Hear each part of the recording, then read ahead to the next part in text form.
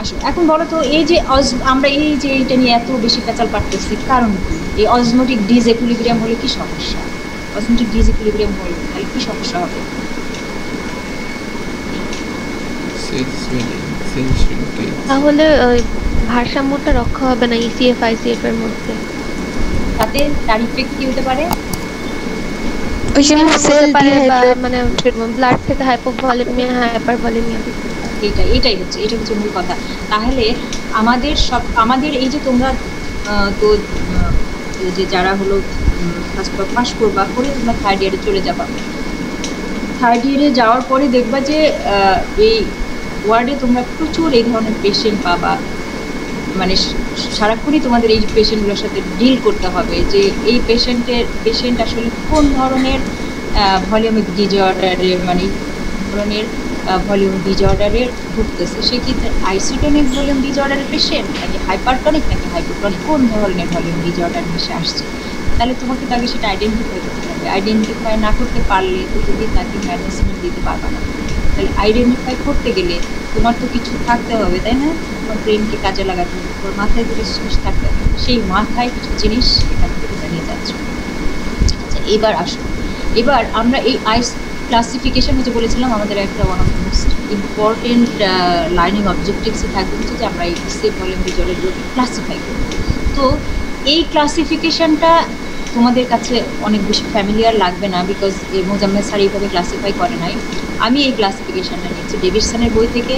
আমি এই ক্লাসিফিকেশন লাস্টে এসে তোমাদেরকে মোজাম্মেল স্যারের বইয়ের ওই ক্লাসিফিকেশনের সাথে মিলাই দেবো। ওকে, জাস্ট এখন এক নজর শুধু দেখে যাও যে 3 ধরনের, ওই যে একটু আগে যে আমরা ছবি দেখলাম আমার এই সলিউশন কত ধরনের হতে পারে। এখন তুমি তোমার বডির সলিউশনের ভিতরে চলে যাও, প্লাজমাতে চলে যাও, যে দেখো আইসোটনিক মানে ওর অসমোলারিটি প্লাজমার অসমোলারিটি সেম, তাহলে সে আইসোটনিক। তাহলে সেই যে ফ্লুইডটা যখন তুমি দিবা দেখো যে আরবিসির কিছুই হবে না, কোনো চেঞ্জ হবে না। জাস্ট ফর এক্সাম্পল আমরা কি বলি নর্মাল স্যালাইন। কেন বলি? বিকজ আমার আরবিসির শেপ সাইজ সব কিছু নর্মাল থাকবে, একটু চেঞ্জ হবে না। বোঝা গেছে কেন এটাকে নর্মাল স্যালাইন বলি? বিকজ ইট ইজ হচ্ছে সল্টি বা sodium chloride containing any solution saline. আর সোডিয়াম ক্লোরাইড যেহেতু আছে সেই জন্য স্যালাইন। কেন নর্মাল স্যালাইন?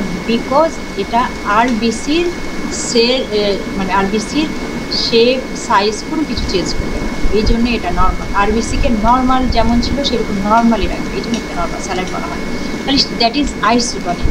এখন যদি হাইপারটনিক দিয়ে দেয়, হাইপারটনিক মানে কি? যে সলিউশনটা তুমি তৈরি করেছো তার ভিতরে সলিউটের পরিমাণ অনেক বেশি আছে।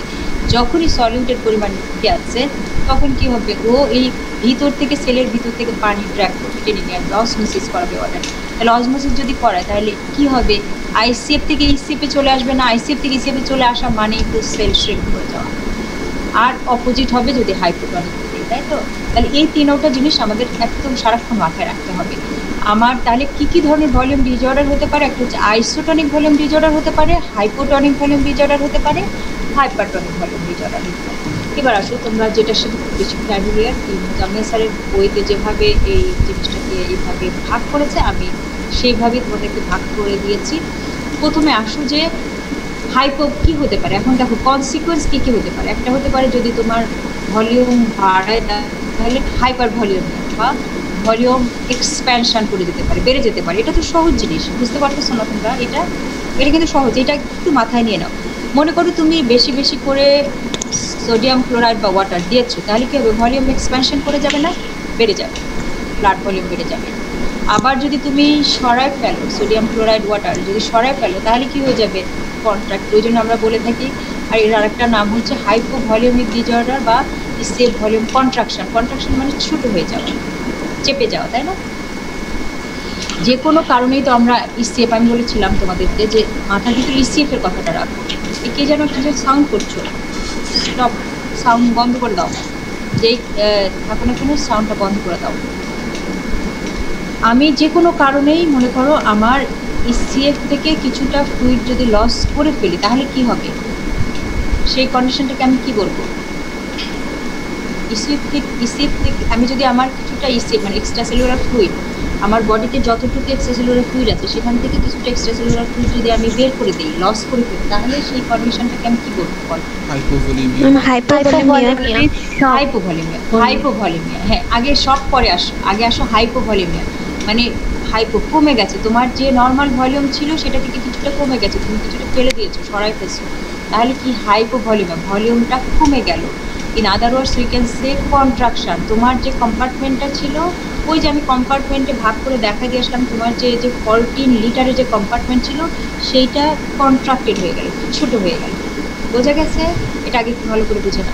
এখন ওই যে তোমার যে কন্ট্রাক্টেড হয়ে গেল বা ছোটো হয়ে গেল, হাইপোভলিউমিয়া হয়ে গেল, এই এই যে ফ্লুইডটা তোমার ওখানে কম্পার্টমেন্টে এখন রয়ে গেছে, তার ইলেকট্রোলাইট স্ট্যাটাস কেমন, মানে তার ভিতরে কতটুকু ইলেকট্রোলাইট আছে, কতটুকু সলিউট আছে, অথবা তার অসমোটিক স্ট্যাটাসটা কেমন, এই অনুযায়ী ওই কম্পার্টমেন্টটাকে আবার আমরা 3 ভাগে ভাগ করেছি। সেই 3 ভাগটা কী হবে বলো তো?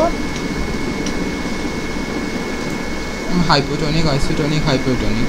এক্স্যাক্টলি, এইটাই আমি বোঝাতে চাইছি যে তুমি কিছুটা ফ্লুইড ভলিউমকে তোমার যতটুকু ছিল নর্মাল ভলিউম, সেই ভলিউমটা তুমি সরাই ফেললা, কিছুটা মানে মনে করো ড্রেন করে বের করে দিলাম, কোনো কারণ তুমি ড্রেন করে বের করলা, তাহলে তো কমে তো গেল, তাই না? তাহলে হাইপোভলিউমে হয়ে গেল না? কমে যাওয়া মানে তো হাইপোভলিউমে হয়ে গেল।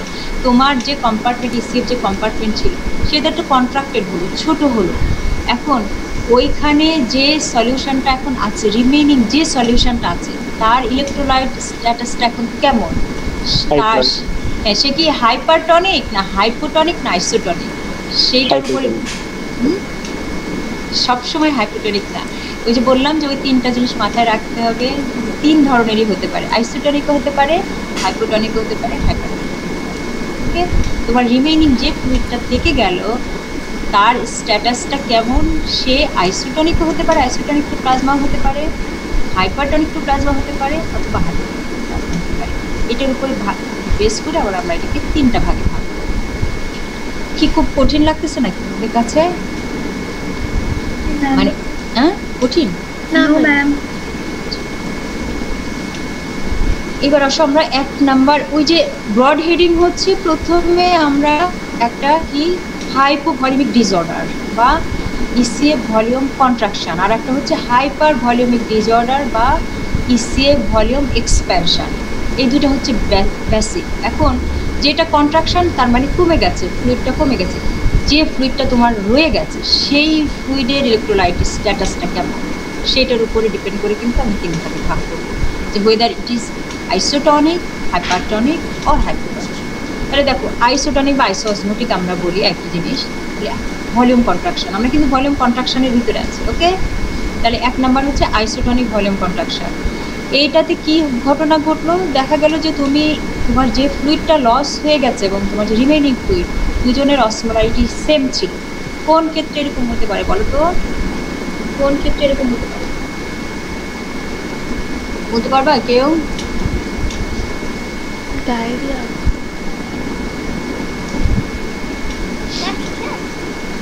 এই ক্লাস শেষ, কে কথা বলে?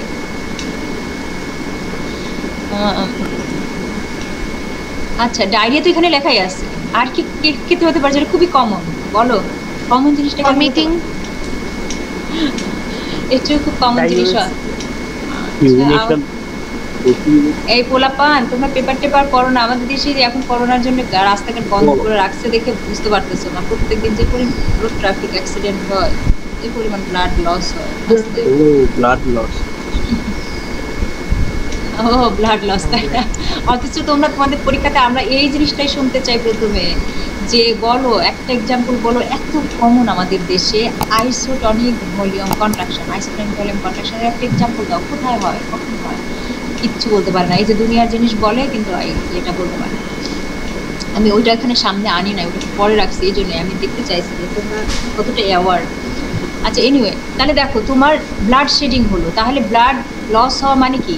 তোমার মানে ব্লাড মানে কি, তোমার তো ইসিএফ চলে যাচ্ছে, ব্লাড ভেসেল থেকে বের হয়ে চলে যাচ্ছে, তাহলে ওর যে লস্ট যে ফ্লুইড যেটা চলে গেছে, ওর অসমোটিক প্রেশার আর রিমেইনিং যে ফ্লুইড অসমোটিক প্রেশার সেম থাকবে না? শুধু ভলিউম কন্ট্রাকশন হবে। এখানে যে এখানে একই জিনিস এখানে খেয়াল করে দেখো, এই যে ইসিএফ ভলিউম 14 লিটার ছিল, সেইটা কিন্তু এই যে ডট ডট ডট ডট দিয়ে দেখানো হয়েছে, মানে আগে এতটুকু ছিল, একটা কন্ট্রাক্টেড হয়ে ছোট হয়ে গেছে। বোঝা যাচ্ছে এই ছবিটা দেখে বুঝতে পারতেছো? মানে এই এক্স অ্যাক্সিস রিপ্রেজেন্ট করে হচ্ছে লিটার মানে অ্যামাউন্ট অফ ওয়াটার বা ভলিউম অফ ওয়াটার, আর এই যে ওয়াই অ্যাক্সিস রিপ্রেজেন্ট করে হচ্ছে অসমোলারিটি। তো খেয়াল করে দেখো যে তোমার এখানে আমি কিন্তু আইসিএফকে টাচ করবো না, আমি আগেই বলে আসছি আমরা কিন্তু ইসিএফ নিয়ে কথাবার্তা বলতেছি। তাহলে তোমার ব্লাড লস হয়ে গেছে, ব্লাড লস হয়ে গেছে মানে কি ইসিএফ থেকে কিছুটা ব্লাড বের হয়ে চলে গেছে, যে ব্লাডটা বের হয়ে গেল ওর অসমোলারিটি যে রিমেইনিং ফ্লুইড যেটা রয়ে গেছে তার অসমোলারিটি তো সেম। তাহলে এটাকে আমরা বলবো না আইসোটনিক ভলিউম কন্ট্রাকশন? কি কি মনে হয়? তাহলে বডি রেসপন্স করো, কথা বলো না কেন? আচ্ছা, তোমাদের জন্য আমি এই যে এইটা বলবো যে এই ইকুয়েশনটাকে তোমরা বলতে পারো যে গোল্ড ইকুয়েশন। আমি সবসময় মনে করি ওরা যদিও বলে যে silver equation, but I don't think it's a silver equation, gold equation. কারণ এই জিনিসটা যদি তুমি মাথার ভিতরে একবার গেঁথে নিতে পারো তাহলে তোমার ভুল হওয়ার সম্ভাবনা খুবই কম। দেখো মানে তোমার প্লাজমা সোডিয়াম মানে serum sodium concentration is directly proportional to total body sodium concentration divided by total body water. এখন দেখো সমান সমান কমেছে, এই এক দাগ কমেছে টোটাল বডি ওয়াটার, এক দাগ কমেছে সেরাম সোডিয়াম কনসেন্ট্রেশন। আমি কেন সোডিয়ামকে নিয়ে আসলাম, অন্যদেরকে নিয়ে আসলাম না? তোমরা তো জিজ্ঞাসা করলাম না যে ম্যাডাম খালি সোডিয়ামকে কেন দাম দিচ্ছেন, অন্যদের দিচ্ছেন না? আরও sodium is the king. Sodium is the king, yes sodium is the king. আর সোডিয়াম থাকা মানেই ওর সাথে অবশ্যই ওর অ্যাসোসিয়েটেড অ্যানায়ন আছে, কারণ ও আবার ওর ওই অ্যাসোসিয়েটেড অ্যানায়ন ছাড়া চলাফেরা করতে চায় না। তো ও যেহেতু কিং, তাহলে এই দেখো এর সমান সমান কমেছে। যদি এটা সমান সমান কমে তাহলে তুমি এটা কি, এটা তো রেশিও তাই না, সমান সমান জিরো জিরো যদি হয় তাহলে এর কি কোনো চেঞ্জ হবে? সোডিয়াম কনসেন্ট্রেশন প্লাজমার সোডিয়াম কনসেন্ট্রেশন কি কোনো চেঞ্জ হবে? না, সেম থাকে। কোনো চেঞ্জ হবে না, সেম থাকে। এই জন্য দেখো কি হবে, হাইপোভলিউমিয়া হবে, হাইপোভলিউমিক হবে, বাট এটা নর্মোন্যাট্রেমিক থাকবে। ন্যাট্রেমিয়া মানে কি? সোডিয়াম মানে ব্লাড, মানে ব্লাডে কতটুকু ন্যাট্রিয়াম, ন্যাট্রিয়াম মানে সোডিয়াম আর এমিয়া মানে এমিয়া মানে হচ্ছে ব্লাড। হ্যাঁ, প্রেজেন্স নর্মোন্যাট্রেমিয়া মানে আমার বডির প্লাজমাতে বা ব্লাডে যে সোডিয়ামের কনসেন্ট্রেশন সেটা কিন্তু নর্মাল থাকবে, বিকজ আমি সমান সমান যতটুকু ওয়াটার বের করে দিচ্ছি ততটুকুই সোডিয়াম বের করে দিচ্ছি। সমান সমান যখন বের করব তাহলে নেট ইফেক্ট এসে আমার কাছে জিরো, কিছুই করবে না, আমার সোডিয়ামের কনসেন্ট্রেশন সেম থাকবে। এই জিনিসটা একটু মনে রেখো তোমরা, এই জিনিসটা দিয়ে একটু মনে রেখো, তাহলে আর ভুল হবে না। এবার আসো দেখো কি কি হয় এই আইসোটনিক ভলিউম কন্ট্রাকশনে। কি হয় আমরা জানি, এক্সট্রা সেলুলার ফ্লুইড ভলিউম তো লস হয়ে গেছে তাই না? তাহলে এর ইফেক্ট হিসাবে কি হবে, extra cellular fluid volume depletion হবে না, কমে যাবে না, রিডাকশন করবে না, কমে যাবে। সেই জন্যই তো আমি ভলিউম কন্ট্রাকশন বলতেছি তাই না? এক্সট্রা সেলুলার ফ্লুইড ভলিউম তো এক দাগ হলেও কমছে তাই না? এখানে দেখো এই যে টোটাল বডি ওয়াটার এই যে কমে গেছে, তো এর সাথে সোডিয়ামও কমে গেছে, তার মানে তো সে কমে গেছে। তাহলে এই extra cellular fluid volume depletion হয়েছে বলেই তো আমি ওটাকে কন্ট্রাকশন বলতেছি বা হাইপোভলিউমে বলতেছি। কিন্তু সেরাম সোডিয়াম কনসেন্ট্রেশনের কি অবস্থা? ওই যে আগের ওই ইয়েটা মনে করো, ইকুয়েশনটা মনে করো, সেরাম সোডিয়াম কনসেন্ট্রেশনের কি অবস্থা বলতো? এই নরমাল থাকবে। আমি বলেছি নর্মোন্যাট্রেমিক তাই না? সোডিয়ামের কনসেন্ট্রেশন স্বাভাবিক থাকবে। এখন হোয়াট অ্যাবাউট অসমোলারিটি? অসমোলারিটির কি অবস্থা হবে বলো তো? অসমোলারিটির কি অবস্থা হয়েছে? যেহেতু নরমালি থাকবে সেম থাকবে তাই না? অসমোলারিটি সেরাম অসমোলারিটি তো নরমাল সেমই থাকবে, কোনো চেঞ্জ হয় নাই। তাহলে আইসিএফে কি কোনো চেঞ্জ আসবে? না ম্যাম, কোনো চেঞ্জ আসবে না, বিকজ ওখানে তো তোমার অসমোলারিটি সেম আছে। আর যদি অসমোলারিটি সেম থাকে তাহলে তো কখনোই ওয়াটারের মুভমেন্ট হবে না। বুঝা গেছে? এইবার তোমরা যে স্যারের বইয়ের সাথে এইগুলো নিয়ে একটু মেলামেলায় দেখো। আচ্ছা আচ্ছা, আগে তোমাদের এটা দেখাচ্ছি কেন, এবার তোমরা বলো, কিন্তু একটা এক্সাম্পল বলো। হ্যাঁ, তোমরা অলরেডি বলে ফেলেছো তাই না? একটা হচ্ছে যে যদি সিভিয়ার অ্যাকিউট হেমোরেজ হয়, সাধারণত এটা খুবই কমন কজ আমাদের বাংলাদেশের জন্য। আর হচ্ছে যে সেক্রেটারি অ্যাডাল্ট ডায়রিয়া দেখা যায় যে সমান সমান লস হয়।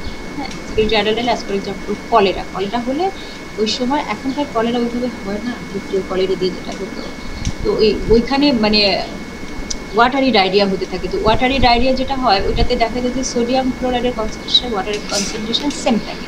তাহলে যদি সেম লস হয়, সোডিয়াম এবং ওয়াটারের পরিমাণ যদি সেম থাকে তোমার লস্ট ফ্লুইডে, তাহলে রিমেইনিং ফ্লুইড যেটা হবে সেটা হচ্ছে আইসোটনিক ভলিউম কন্ট্রাকশন হবে।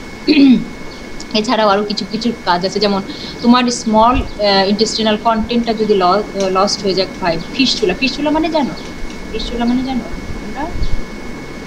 কেউ জানো? অ্যাবনর্মাল কানেকশন, একটা ইন্টেস্টাইনের সাথে আরেকটা ইন্টেস্টাইনের অ্যাবনর্মাল কানেকশন হয়ে গেল। নর্মালি তো ইন্টেস্টাইনগুলো এরকম পেঁচানো পুচানো থাকে, কিন্তু কারোর সাথে তো কেউ কানেক্টেড থাকে, কিন্তু দেখা গেল দুইটার মাঝখানে একটা কানেকশন তৈরি হয়ে গেছে। তাহলে একটা জায়গা থেকে আরেকটা জায়গায় সে চলে যাবে সেই যে চলে যাবে সেটা দেখা যাবে যে ওই আইসো অসমোটিকটাই চলে গেছে।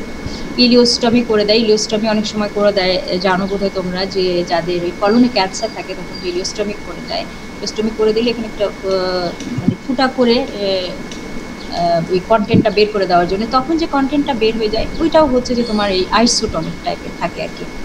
এছাড়া যে কোনো ধরনের গ্যাস্ট্রোইন্টেস্টাইনাল ট্র্যাক্ট ব্লিডিং যদি হয় তাহলে যে ভলিউম কন্ট্রাকশনটা হবে এটাও আইসোটনিক। আরেকটা যে আছে ক্রনিক রেনাল ফেলিওরের অনেকগুলো স্টেজ আছে। একটা আছে পলিইউরিক ফেজ, যেটা পলিইউরিক ফেজের যেটা হয় সেখানে এইরকম আইসোটনিক ফ্লুইড লস হয় আর কি। ইন্টেস্টিনাল অবস্ট্রাকশন হলেও হয়।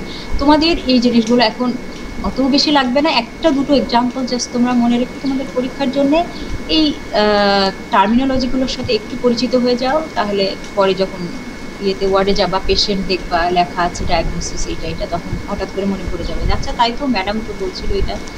ওকে, এখন দেখো ওর তো আইসোটনিক ফ্লুইড লস হয়েছে তাই না? তাহলে তুমি এখন ওকে কি দিয়ে ট্রিটমেন্ট করবে? আইসোটনিক ফ্লুইডই দিব। Normal saline. Normal saline. আর যদি কারো ব্লাড লস হয়ে থাকে তাহলে ব্লাড দিতে হবে। ব্লাড এই যে কিসের জন্য ব্লাড? এই তো ব্লাড তো এই জন্যই, কারণ ব্লাড ট্রান্সফিউশন করতে হবে। তার অ্যাকিউট সিভিয়ার হেমোরেজ যার হয়েছে তখন তার ব্লাড কি আইসোটনিক না? আইসোটনিক না তোমার ব্লাড তো আইসোটনিক। তাহলে এটা ঠিক আছে, তুমি এটা যদি না পাও, যখন তুমি ব্লাড না পাচ্ছ, কারণ এখন সিভিয়ার হেমোরেজ হয়েছে, যে পেশেন্টটাকে এখন ব্লাড দিয়ে তোমার বাঁচাতে হবে, অনেক বেশি লস হয়ে গেছে, তাহলে তখন তুমি তাকে ব্লাড রিপ্লেস করবা তাই না? ফার্স্ট চয়েস থাকবে ব্লাড। যদি ব্লাড না পাওয়া যায় তাহলে তখন কি করবে? তখন আমরা মনে করো একটা রাস্তায় এমন একটা জায়গায় তুমি একটা এরকম রোড ট্রাফিক অ্যাক্সিডেন্ট হয়েছে, তুমি ডক্টর হিসেবে ওখানে প্রেজেন্ট, তুমি এখন দেখলা যে ওই সময় তো তুমি ব্লাডটা ট্রান্সফিউশন করতে গেলে তো তার কিছু নর্মস আছে, প্রসিডিওর আছে তাই না? ওইটা তুমি করতে পারছো না, তাহলে ওই পেশেন্টটাকে তোমাকে বাঁচাতে হবে, মানে হাইপোভলিউমিক শক থেকে তো বাঁচাতে হবে। তখন তুমি কি করবা? তখন তুমি তাড়াতাড়ি করে একটা আইসোটনিক ফ্লুইড, মানে স্যালাইন তো সব জায়গায় অ্যাভেলেবেল, একটা চ্যানেল ওপেন করে তুমি তাড়াতাড়ি করে সেটা লাগাই দিয়ে পেশেন্টটাকে ক্যারি করতে থাকবা। ইন দ্য মিন টাইম তুমি যোগাযোগ করতে হবে যে তার জন্য কি লাগবে, ব্লাড লাগবে। ব্লাড হসপিটালে রেডি হলে তুমি তাকে তাড়াতাড়ি নিয়ে গেলে, এভাবে তুমি পেশেন্টের লাইফটা সেভ করবা। মূল কথা হচ্ছে give the patient what they lost. বুঝতে পেরেছো? এটা মনে রেখো সবসময়, give the patient what they lost. সে আসলে কি লস করছে, সে যা লস করেছে তুমি তাই দিয়ে তাকে রিপ্লেস করার চেষ্টা করবা। এবার আসা হচ্ছে হাইপারটনিক ভলিউম কন্ট্রাকশন। আচ্ছা, এখানে হাইপারটনিক ভলিউম কন্ট্রাকশন কখন হতে পারে? খেয়াল করো তো, হাইপারটনিক মানে টনিসিটি, মানে সোডিয়াম ক্লোরাইড বেড়ে গেছে, ওয়াটার কমে গেছে, মানে ওয়াটার বেশি হয়ে গেছে, সোডিয়াম দুইটাই লস হয়েছে। দেখো তুমি দেখো, খেয়াল করো যে তুমি দুইটাই লস, ওয়াটারের লসটা বেশি। যদি ওয়াটারের লসটা বেশি হয় তাহলে এই যে আমরা কি জানি, আমরা জানি যে আমার প্লাজমার সোডিয়াম কনসেন্ট্রেশন বা সেরাম সোডিয়াম কনসেন্ট্রেশনটা হচ্ছে inversely proportional to total body water. তো তোমার টোটাল বডি ওয়াটার যদি অনেক বেশি কমে যায় তাহলে তখন স্বাভাবিকভাবে এটার কনসেন্ট্রেশনটা বেড়ে যাবে না? বেড়ে যাবে। ওই যে তোমাদের আমি সলিউশন ওখানে দেখে আসলাম যে পানির পরিমাণ কম যদি থাকে স্বাভাবিকভাবে তখন লবণের পরিমাণ এমনিই বেশি দেখাবে। এটাও কিন্তু লস হয়েছে, বাট যদি তুমি কম্পেয়ার করো ওয়াটারের সাথে সেইটার তুলনায় এটার পরিমাণ কম হয়েছে তাই না? এই জন্যই আলটিমেটলি কি হয়েছে, হাইপারটনিক, মানে তোমার তো ওয়াটার লস হয়েছে তাই তো, ওয়াটার লস হয়েছে বলে তোমার ভলিউম কন্ট্রাকশন বা কি এটাকে আমরা বলবো হাইপোভলিউমিয়া হয়েছে। কিন্তু সেই ভলিউম কন্ট্রাকশনটা কি ধরনের কন্ট্রাকশন হয়েছে? কন্ট্রাকশন হয়েছে হাইপারটনিক, কারণ ওয়াটারের পরিমাণ অনেক বেশি ছিল রাদার দ্যান সল্টের চেয়ে ওয়াটারের পরিমাণ বেশি। বোঝা গেছে এটা? তাহলে দেখো এই ইকুয়েশনটা দিয়ে আমরা হাইপোভলিউমিক কন্ডিশনটা হাইপোভলিউমিক, কারণ আমার এই যে ওয়াটার তো চলে গেছে। কিন্তু এইখানে কি হবে, হোয়াট অ্যাবাউট সোডিয়াম হাইপারনাট্রিমিক? বুঝতে পেরেছো? Yes ma'am. বুঝতে পেরেছো? এইবার আসো, এইবার দেখো, এই যে আমরা, এইটা ছিল আমার নর্মাল ইসিএফ ভলিউম, এটা ছিল আমার আইসিএফ ভলিউম, তাই তো? এখন ইসিএফ এই যে ভলিউম, তোমার তো যে ওয়াটার বের হয়ে গেছে, তার মানে কন্ট্রাকশন করে গেছে না, কন্ট্রাক্টেড হয়ে গেছে না, ভলিউম তো কন্ট্রাক্টেড হয়ে গেছে। আমি বলেছিলাম এক্স অ্যাক্সিসকে সবসময় মনে করবা হচ্ছে ভলিউম অফ ওয়াটার, আর ওয়াই অ্যাক্সিস যেটা, এটা হচ্ছে সলিউট। এখন যখনই ওয়াটার বেশি বের হয়ে গেছে রাদার দ্যান সলিউট, তাহলে এটা কি, এই যে অসমোলারিটি বেড়ে গেছে না, দেখো অসমোলারিটি কিন্তু বেড়ে গেছে ইসিএফ এ। তাহলে ইসিএফ ভলিউম ডিক্রিজ করে গেল আর ইসিএফ অসমোলারিটি ইনক্রিজ করে গেল। ওকে, এখন এইটার যে হলো, এই যে একটা ডিঅ্যারেঞ্জমেন্ট হলো, তাহলে এইটার কোনো ইফেক্ট পড়বে না আইসিএফ এর উপরে? বলতো এটার ইফেক্ট পড়বে কি পড়বে না? পড়বে ম্যাম। ইসিএফ থেকে ওয়াটার ড্র্যাগ হবে। ইসিএফ তো ম্যাম হ্যাঁ টনিসিটি বেড়ে যাবে, সেক্ষেত্রে আমার আইসিএফ থেকে ওয়াটার লস হবে। আইসিএফ থেকে ওয়াটার লস হবে না, আইসিএফ থেকে ড্র্যাগ ওয়াটার হবে, ইসিএফ এ মানে ড্র্যাগ হবে। হ্যাঁ হ্যাঁ, ও কি করবে, মুভ করবে। ওয়াটারের এই সময় ওয়াটারের অসমোসিস হবে কোন দিকে, এই দিকে, কারণ এইখানে ওয়াটার চলে যাওয়াতে ওখানে অসমোলারিটি বেড়ে গেছে, সলিউটের পরিমাণ বেড়ে গেছে। যেই মুহূর্তে এখানে সলিউটের পরিমাণ বেড়ে গেছে, ও তাড়াতাড়ি করে এখান থেকে ওয়াটারকে এখানে পাঠাই দিবে। এখন আইসিএফ থেকে ওয়াটার যখনই ইসিএফ এ পাঠাই দিবে, তাহলে ওর আবার ভলিউম কিছুটা কন্ট্রাক্টেড হয়ে যাবে না, দেখো সেল ডিহাইড্রেটেড হয়ে যাবে। হ্যাঁ, সেল ডিহাইড্রেটেড হয়ে যাবে। এবং ওরও কিন্তু দেখো আস্তে আস্তে যখন ওয়াটার আস্তে আস্তে এইদিকে চলে আসতে থাকবে, যখন আইসিএফ থেকে ইসিএফ এ চলে আসতে থাকবে, তখন এরও কি হবে, এরও ওই কম্প্যারিজন টু ওয়াটার সলিউটের পরিমাণ বাড়তে থাকবে, তাই না?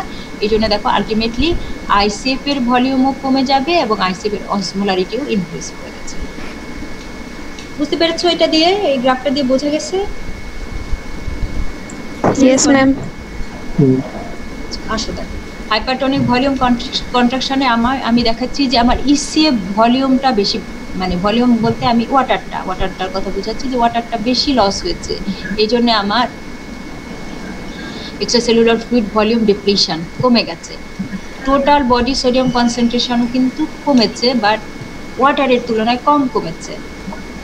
তুমি যদি সেরাম সোডিয়াম কনসেন্ট্রেশন নাও, দেখবা যে তোমার সেরাম সোডিয়াম কনসেন্ট্রেশনটা বেড়ে গেছে, সেরামের অসমোলারিটি কি হয়েছে, বেড়ে গেছে। ICF, what about ICF? আইসিএফে কি হবে, ওই যে আমার যেহেতু এখানে ইসিএফ এর অসমোলারিটি বেড়ে গেছে, অসমোলারিটি বেড়ে গেলে সাথে সাথে ওয়াটারের মুভমেন্ট শুরু হয়ে যাবে, তাহলে আইসিএফ থেকে ইসিএফ এ ওয়াটার চলে আসবে।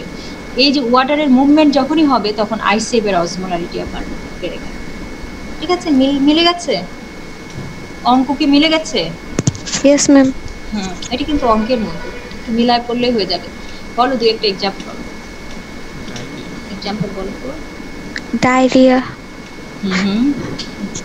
তারপর ভমিটিং। পারসিস্টেন্ট ভমিটিং হলে তখন দেখা যায় কি, যে ডায়রিয়া, ওই যে অ্যাডাল্ট সেক্রেটারি ডায়রিয়াতে যেটা মানে আইসোটনিক ফ্লুইড লস হয়, বাট এটা যদি পারসিস্টেন্ট ডায়রিয়া হয়, তাহলে তখন দেখা যায় যে ওয়াটারের লসটা অনেক বেশি হয়ে যায় রাদার দ্যান সোডিয়াম ক্লোরাইড। ওয়াটারের লস অনেক বেশি হতে থাকে। আগে দেখো না বাচ্চাদের, তোমরা তো জানো না, আগে বাচ্চাদের কি করতো, যখন ডায়রিয়া হতো, আগে মানুষ কারো পানি খেতে দিত না, পানি না খেতে খেতে আরো বেশি ডিহাইড্রেট হয়ে আরো মারা যেত। এই যে এখন তোমরা টিভিতে অ্যাড দেখো না, যে হাজার শিশুর জীবন বাঁচায় এসএমসি রোজ স্যালাইন, কথা তো আসলে সত্য। কারণ এই ওর স্যালাইন যদি না থাকতো, আমাদের দেশে মানে কি যে ডিভাস্টেটিং অবস্থা হতো। কারণ আমাদের দেশে ডায়রিয়াটা এত কমন, এবং আগে বাচ্চাদের খুবই খারাপ অবস্থা ছিল, খুবই মারা যেত ডায়রিয়া হলে। ম্যাম আগের স্লাইডটা একটুখানি দেখি। শিওর, এইটা না, এইটা পরেরটা ম্যাম। এইটা ঠিক আছে ম্যাম। তোমরা পরে স্লাইডগুলোকে দিয়ে দিচ্ছি, ওই মিলাই নিও একটু, দেখে স্যারের বইয়ের সাথে দেখে মিলাই নিও। আচ্ছা, এবার আসো হাইপারটনিক ভলিউম কন্ট্রাকশন। আচ্ছা, হাইপারটনিক ভলিউম কন্ট্রাকশনে তোমরা আছি। এটার কজ কি? ওই যে সিভিয়ার ডায়রিয়া বললাম, যে সিভিয়ার যদি ডায়রিয়াটা যদি অনেক মানে প্রলং বলবো আর কি, প্রলং যদি হয়, তাহলে কি হয়, পরের দিকে যে দেখা যায় যে তোমার ওয়াটারের পরিমাণ অনেক বেশি যেতে থাকে রাদার দ্যান সল্ট। সেই জন্য পরের দিকে যেয়ে কি হয়ে যায়, হাইপারটনিসিটি ডেভেলপ করে। প্রফিউজ সোয়েটিং এর সময় খেয়াল করছো কিনা, যদি তুমি অনেক বেশি সোয়েটিং হয় তাহলে দরদর করে যদি ঘাম হতে থাকে তাহলে এমনি কিন্তু বোঝা যায় যে তখন তোমার বডি থেকে পানির পরিমাণ অনেক বেশি বের হয়ে যাচ্ছে রাদার দ্যান সোডিয়াম ক্লোরাইড। আর এক্সটেন্সিভ বার্নে কেন আমাদের এই যে বেশি বেশি ওয়াটার বের হয়ে যায়, আমি গতদিন তোমাদের বলেছিলাম যে এটা তোমরা ইসে থেকে পড়ে নিবা, তোমাদের গাইটন আছে না, গাইটনে এত সুন্দর করে এটা এক্সপ্লেন করা আছে। এক্সটেন্সিভ বার্নে কিন্তু মানুষ বেশিরভাগ মারা যায় ডিহাইড্রেশনের জন্য। পারসিস্টেন্ট ভমিটিং হলেও একই সমস্যা, এক্সেসিভ যদি ন্যাজোগ্যাস্ট্রিক সাকশন দেওয়া হয়। ন্যাজোগ্যাস্ট্রিক সাকশন মানে বুঝো যে নাকের ভিতর দিয়ে একটা নল ঢুকায় স্টমাক কন্টেন্ট বের করে নিয়ে আসা হয়। তো এই ন্যাজোগ্যাস্ট্রিক সাকশন যদি এক্সেসিভ পরিমাণ দেওয়া হয় তখন পরে দিকে দেখা যায় যে তোমার ওয়াটারের মানে পরিমাণ অনেক বেশি তুমি নিয়ে ফেলছো, তখনও এই কন্ডিশন হয়। অজমোটিক ডায়ুরেসিস হলে এই প্রবলেমটা হবে। অজমোটিক ডায়ুরেসিস, আমি যেহেতু ডায়ুরেসিস তোমাদেরকে পড়াবো তখন আমি যে এই ডায়ুরেসিস সম্পর্কে ডিটেলস কথা বলবো, এই জন্য এখন এটা আর এক্সপ্লেন করছি না। ডায়ুরেটিক মিসইউজ করলেও এই প্রবলেম হতে পারে। ডায়ুরেটিক বিশেষ পরিমাণে ডায়ুরেটিক যদি আমরা ইউজ করার জন্যে তখন ওয়াটার লস অনেক বেশি হয়ে যায়। আর সল্ট লজিক ফ্রাইটিসেও এই প্রবলেম। কে কাশতেছে রে, কে বুড়ো মানুষের মতো কাশতেছে? মাইক অফ করে, মাইক অফ মিউট করে দিয়ে কাশো। সরি আচ্ছা ওকে, নো প্রবলেম। এরপরে আসো হাইপোটনিক ভলিউম কন্ট্রাকশন। আচ্ছা বলো, এটা কি তোমাদের কাছে পসিবল মনে হয় যে তোমার বডি থেকে লবণ বেশি বের হয়ে গেল পানির চেয়ে? এটা কি কখনো হয়? কি হওয়া সম্ভব নর্মালি প্র্যাকটিক্যালি? হয় কি কখনো? মানে সোডিয়ামের loss is more than water. এটা ক্লিনিক্যালি খুবই রেয়ার এবং প্র্যাকটিক্যালি খুব একটা পসিবল না। প্র্যাকটিক্যালি এটা কি জানো? প্র্যাকটিক্যালি এটা হচ্ছে আয়াট্রোজেনিক। আয়াট্রোজেনিক মানে জানো? ডায়াগনোসিস দিয়ে যেটা মানে কি নির্ণয় করা যায় তাকে আয়াট্রোজেনিক মানে এরকম না, ডায়াগনোসিস দিয়ে যেটা নির্ণয় করা যায় না, এটার আরেকটা নাম কি জানো? Physician induced. আচ্ছা আমি এখানে লিখি নাই, ফিজিশিয়ান ইনডিউসড, ঠিক ম্যাম। Physician induced. এটা আয়াট্রোজেনিক মানে ফিজিশিয়ান ইনডিউসড। তুমি একটা ডিজিজের ট্রিটমেন্ট দিতে যে তার সাথে আরেকটা ডিজিজ টেনে নিয়ে আসলা, সেটা হচ্ছে আয়াট্রোজেনিক। তুমি ঠিকই আছে, তুমি কোনো কিছু একটা ডায়াগনস্টিক প্রসিজিওর করতে যে এই যে ন্যাজোগ্যাস্ট্রিক সাকশন বা এটা তো একটা প্রসিজিওর আমরা করে থাকি। যাদের যে হাইপার অ্যাসিডিটি, তোমরা সার্জারি ওয়ার্ডে গেলেই দেখবা যে প্রায় সময় পেশেন্টদেরকে ন্যাজোগ্যাস্ট্রিক সাকশন দেওয়া হয়, কিন্তু ওই ন্যাজোগ্যাস্ট্রিক সাকশনের এক্সেসিভ ইউজ করতে যে তো ওর জন্য তো আবার তুমি কি করে ফেলতেছো? আরেকটা ডিজিজ করে ফেলতেছো না, তার হাইপারটনিক ভলিউম কন্ট্রাকশন করে ফেলতেছো। তো সেরকম এই ওটা একটা আয়াট্রোজেনিক। সেরকম এই বেশিরভাগ সময় আমার হাইপোটনিক ভলিউম কন্ট্রাকশন যেটা হয় সেটা হচ্ছে আয়াট্রোজেনিক। এটা কেন হয় এটা দেখো, সাধারণত যদি কারোর আইসোটনিক অথবা হাইপারটনিক ভলিউম কন্ট্রাকশন হয় তখন ওই ধরনের পেশেন্টকে আমরা কি করি, ট্রিটমেন্ট দেওয়ার জন্য কি দিয়ে দিলাম, আমি এখানে একটু সংক্ষেপে লিখেছি 5% দিয়ে। মানে কি 5% ডেক্সট্রোজিন অ্যাকুয়া। 5% ডেক্সট্রোজিন অ্যাকুয়া। ডেক্সট্রোজ কি? ডেক্সট্রোজ তো গ্লুকোজ, অনলি গ্লুকোজ আর পানি, এই দুটা জিনিস তুমি দিয়েছো।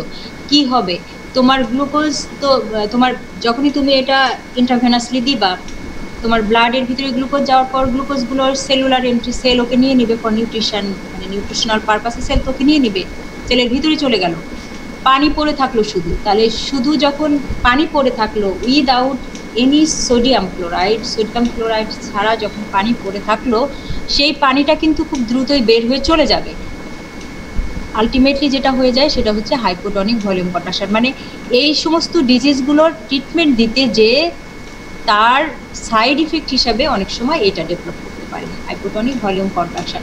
যদিও তোমাদের মনে প্রশ্ন জাগতে পারে যে ম্যাডাম এইটা 5% ডেক্সট্রোজিন অ্যাকুয়া, পানি তো দিচ্ছে, পানি তো থাকার কথা, কিন্তু শুধু পানি তো ধরে রাখতে পারে না। উইদাউট সল্ট পানি ধরে রাখার জন্য আমার যেটা লাগে সেটা হচ্ছে সল্ট। যদি সল্ট না থাকে পানি ধরে রাখতে পারবে না, ওই পানিটা ফ্রিলি বের হয়ে চলে যাবে তোমার অ্যাজ সুন অ্যাজ পসিবল, ও বের হয়ে চলে যাবে। আলটিমেটলি যেটা হবে সেটা হচ্ছে তোমার হাইপোটনিক ভলিউম কন্ট্রাকশন হবে। তো আজকে আমার মনে হয় একটু এখানে তো সল্ট বের হলো না, এখানে তো সল্ট বের হবে না। এখানে ব্যাপারটা এইটা হচ্ছে যে তুমি এখানে loss of sodium is more than water. এটা ওইটাই তো বললাম যে এটা প্র্যাকটিক্যালি কখনো হয় না। সাধারণত কখন হতে পারে হাইপোটনিক ভলিউম কন্ট্রাকশন? কখন হতে পারে যদি এরকম সিচুয়েশন হয় যে তোমার ওয়াটারের চেয়ে সোডিয়াম ক্লোরাইডের লসটা অনেক বেশি, তাহলে এই সিচুয়েশন হওয়ার কথা। কিন্তু বললাম ওই যে আগেই বলে দিয়েছি যে প্র্যাকটিক্যালি এটা কখনো হয় না। ওকে, প্র্যাকটিক্যালি এটা হয় না, এটা সাধারণত ফিজিশিয়ান ইনডিউসড, মানে আয়াট্রোজেনিক। আমরা এই সমস্ত আইসোটনিক এবং হাইপারটনিক ভলিউম কন্ট্রাকশনের ট্রিটমেন্ট করতে যেয়ে একটা পেশেন্টকে যখন সোডিয়াম ক্লোরাইড ছাড়া শুধুমাত্র এটা দিয়ে ট্রিটমেন্ট করি, তখন কি হয়, গ্লুকোজটা সেলের ভিতরে ঢুকে যায়, পড়ে থাকে শুধু পানি। এখন পানি যখন পড়ে থাকে তার কম্প্যারিজনে তখন মনে হয় কি যে তোমার সোডিয়াম ক্লোরাইড অনেক কম। বোঝা গেছে জিনিসটা? আচ্ছা, পানির তুলনায় সোডিয়াম ক্লোরাইডটা কম। ওকে, এই জন্য তোমার হাইপোটনিক। ঠিক আছে, বুঝতে পেরেছো? জি ম্যাম, বুঝতে পেরেছি। আর এই যে শুধু পানিতে তুমি ধরে রাখতে পারবে না, পানিটা তোমার ইউরিনের মাধ্যমে দ্রুত বের হয়ে চলে যাবে। তো এটা আসলে ওই যে তিনটা কন্ডিশন আর কি তোমাদের মনে রাখতে হবে। একটা হচ্ছে আইসোটনিক, আর একটা হচ্ছে হাইপারটনিক, আর একটা হচ্ছে হাইপোটনিক। মানে ভলিউম কন্ট্রাকশনেরও এই তিনটা ভ্যারাইটিস আছে, আইসোটনিক, হাইপারটনিক, হাইপোটনিক। আইসোটনিকটা খুবই কমন, হাইপারটনিকটাও কমন, বাট এই হাইপোটনিক ভলিউম কন্ট্রাকশন যেটা, সেটা খুবই রেয়ার, ক্লিনিক্যালি খুবই রেয়ার, আমি অলরেডি বলে ফেলেছি, এবং প্র্যাকটিক্যালি তেমন একটা পসিবল না। তারপরে তোমাদের যদি এটা নিয়ে আরও কোনো কনফিউশন থাকে, তোমরা নিজেরাও একটু স্টাডি করো, নেক্সট দিন এটা নিয়ে কথা বলবো। আজকে তাহলে এই পর্যন্তই থাক, আমি এই বাকি ক্লাসটা নেক্সট দিন শেষ করে তোমাদেরকে দিয়ে দিব, অথবা তোমরা যদি চাও তাহলে আজকে যেটুকু পড়াইছি সেটুকু স্লাইড আমি তোমাদেরকে পাঠিয়ে দিতে পারি। তোমরা যেটা একটা ছোট্ট কোশ্চেন, শিওর বলো। পলিইউরিয়া আর ডাইউরেসিসের মধ্যে পার্থক্য কি?